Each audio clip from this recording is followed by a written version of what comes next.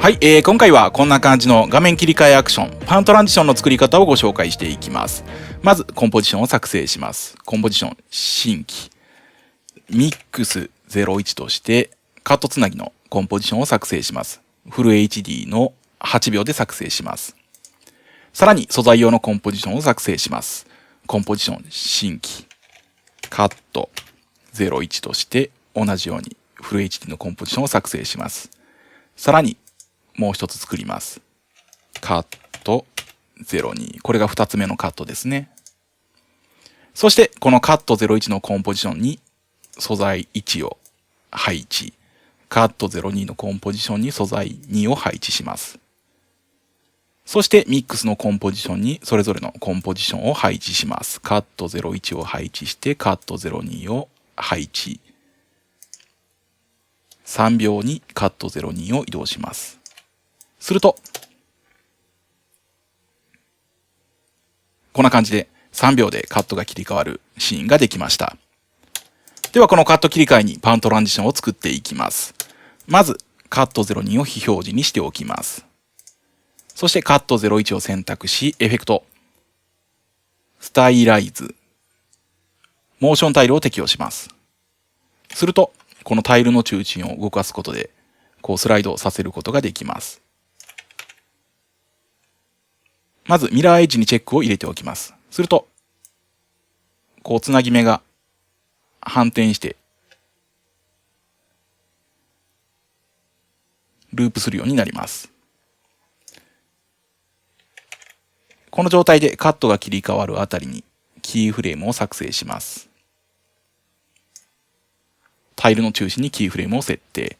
時間を進めます。そしてタイルを左に流していきます。2回転させたいので、この画面の横幅の数値、1920を引きます。マイナス1920。すると、こう1回左にスライドするようになりました。U でキーフレームを表示させます。ここからここまでですね。これでは少し遅いので、もう一つ移動させます。終点のキーフレームに時間を移動して、さらに、マイナス1920。すると、こんな感じで2コマスライドするようになりました。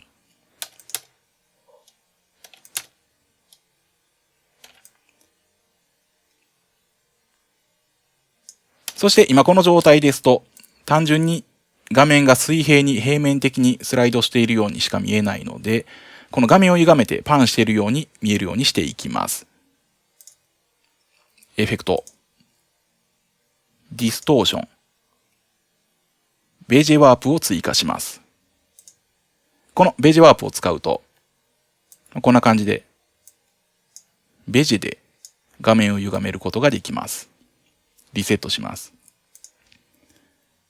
まず、アニメーションのスタート位置でキーフレームを設定します。上の左の頂点、ここですね。と、左下の頂点、ここにキーフレームを設定しておきます。そしてアニメーションの終わりの位置に時間を移動します。そして歪めていきます。まず上の左の頂点を上に持ち上げていきます。一度数値を戻して、数値で入力します。800ピクセル上に移動したいので、マイナス800と入力します。こんな感じですね。続けて、この下の頂点、こちらは下に800移動させたいので、プラス800と入力します。すると、こんな感じで歪むようになります。U でキーフレームを表示させます。そして、すべて F9 でイーズをつけます。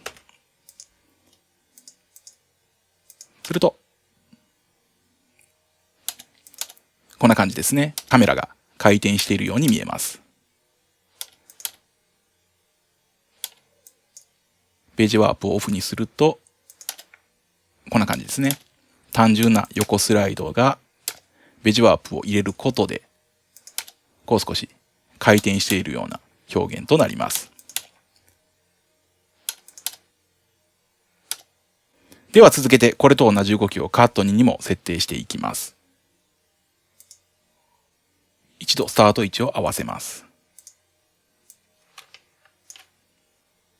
このカット01のエフェクトをコピーします。モーションタイルとベジをシフトを押しながら選択してコントロール C でコピー。そしてカット02を選択してコントロール V でペースト。そして U でキーフレームを表示。するとこんな感じですね。そしてベジワープのキーフレームを削除します。デリート。ページワープをリセットしておきます。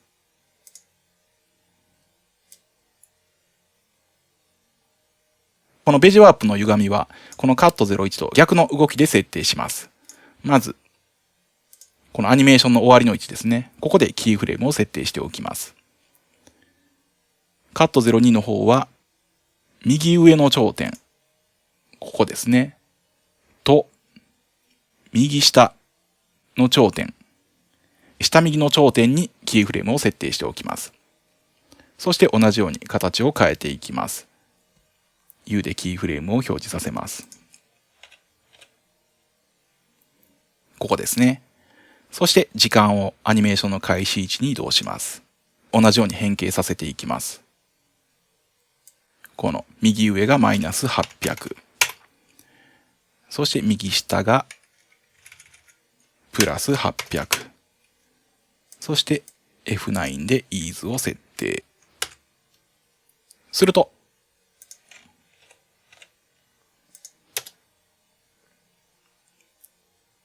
こんな感じの表現となります。これで2つのカットにパンの動きが設定できましたので、あとはカット2のスタート位置をずらしてつないでいきます。速度とタイミングを調整します。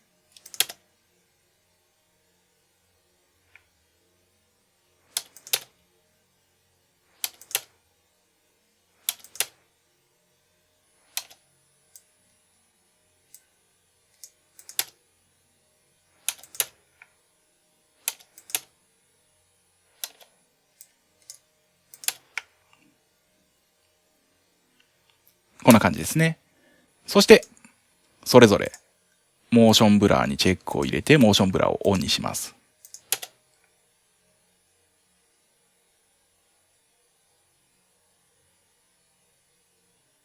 こんな感じですね。モーションブラーがオンになっています。もう少し早くしたいので、キーフレームの間隔を詰めて、タイミングを調整します。